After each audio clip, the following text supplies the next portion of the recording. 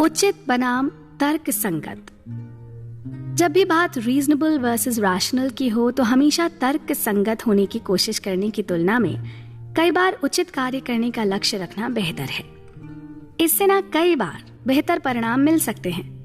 और धन संपत्ति के मनोविज्ञान की इस चर्चा में आज बात करते हैं उचित बनाम तर्क संगत की, यानी क्या रीजनेबल है और क्या रैशनल, और इन दोनों का क्या महत्व है। आइए समझते हैं मशहूर लेखक मॉर्गन हाउसल की लिखी इस किताब द साइकोलॉजी ऑफ मनी के जरिए। इंसान को रोबोट या मशीन से अलग करना आसान है। कैलकुलेटर आपको किसी भी समीकरण का सही उत्तर देगा, चाहे आप उससे कितनी भी बार पूछें।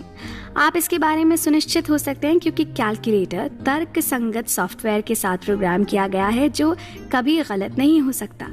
लेकिन मनुष्यों के बारे में ऐसा नहीं कहा जा सकता क्योंकि हम इतने सारे कारकों से निपटते हैं। हमारी भावनाओं को एक सरल उदाहरण देने के लिए पूरी तरह से तर्क संगत होना लगभग असंभव है। हम एक तर्क संगत दुनिया में नहीं रहते हैं, इसलिए हम जो सबसे अच्छा बनने की कोशिश कर सकते हैं वो उचित है। इस कड़ी में लेखक बताते हैं कि एक उचित दृष्टिकोण हमेशा तर्क संगत से बेहतर क्यों होगा, खासकर जब आप पैसों के बारे में बात करते हैं।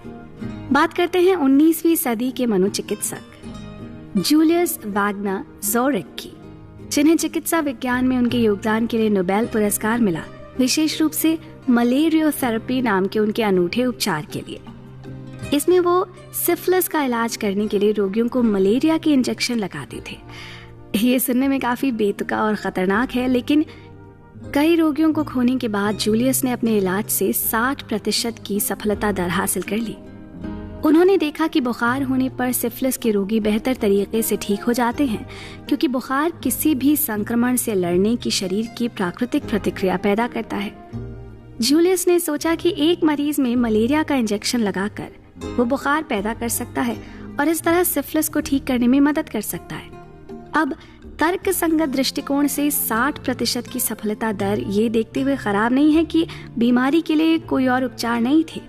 लेकिन यदि आप किसी से पूछें कि क्या वो मलेरिया से बुखार प्राप्त करना चाहते हैं तो इसका स्पष्ट उत्तर होगा नहीं। बुखार इस स्थिति में फायदेमंद साबित हुआ, लेकिन सामान्य तौर पर बुखार से तकलीफ होती है और ऐसा कोई नहीं चाहेगा।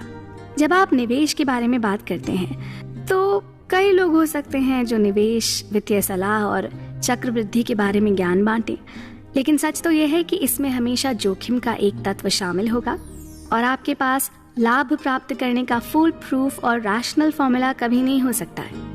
अर्थव्यवस्था और शेयर बाजार आगे कहाँ जा रहे हैं इसके बारे में अधिकांश पूर्वानुमान भयानक हैं, लेकिन पूर्वानुमान लगाना उचित है। निवेश के पूर्वानुमानों पर कार्रवाई करना खतरनाक है, लेकिन ये समझ में आता है कि लोग भविष्यवाणी करने की कोशिश क्यों करते हैं कि अगले साल क्या होने वाला है। ये मानव स्वभाव है। लोग अक्सर अपने देश में और अपनी परिचित कंपनियों में निवेश करना पसंद करते हैं, दुनिया भर की अन्य 95% जगहों को अनदेखा करते हुए। आप तर्क कर सकते हैं कि आपका निवेश कुछ अजनबियों को प्रभावी रूप से पैसा दे रहा है। यदि परिचितता आपको उन अजनबियों का समर्थन करने के लिए विश्वस्त करती है तो ये उचित है। अगर आप एक ऐसी कंपनी में निवेश करें जिसकी आपको परवाह नहीं है तो जब तक सब कुछ ठीक चल रहा हो आप मजे से इसका आनंद ले सकते हैं, लेकिन अगर कभी वक्त बदले तो किसी ऐसी चीज पर पैसा खोना जिसमें आपको कोई दिलचस्पी नहीं है थोड़ा मुश्किल काम है और तकलीफ दे भी। यदि आप किसी कंपनी से भावनात्मक रूप से जुड़े हैं तो आप उसके मिशन, उत्पादन, टीम, विज्ञान, जो कुछ भी पसंद करते हैं उन पर पैसा गंवाने में कम से कम ऐसा महसूस करेंगे कि आप किसी सार्थक चीज का हिस्सा हैं, और यही हार न मानने के लिए आपकी आवश्यक प्रेरणा हो सकती है। आमतौर पर वो करें जो आपको पसंद है। ऐसी बातें सिर्फ फॉर्चून कुकी की तरह लगती हैं, लेकिन अगर आप इसे सफलता की बाधाओं से निपटने के लिए आवश्यक धीरज प्रदान करने वाली सलाह के रूप में देखते हैं तो ये एक अच्छी खासी फाइनेंशियल स्ट्रैटेजी हो सकती है। ऐसी ही और स्ट्रैटेजीज पर आगे भी बात करते रहेंगे। आप बने रहें हमारे संग।